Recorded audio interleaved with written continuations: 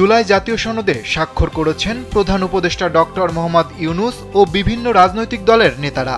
শুক্রবার জাতীয় সংসদ ভবনের দক্ষিণ প্লাজায় আয়োজিত অনুষ্ঠানে বহুল আকাঙ্ক্ষিত এই সনদে স্বাক্ষর করেন তারা। তবে অনুষ্ঠানে যোগ দিলেও সনদে স্বাক্ষর করেনি ডক্টর কামাল হোসেনের নেতৃত্বাধীন দল গণফোরাম।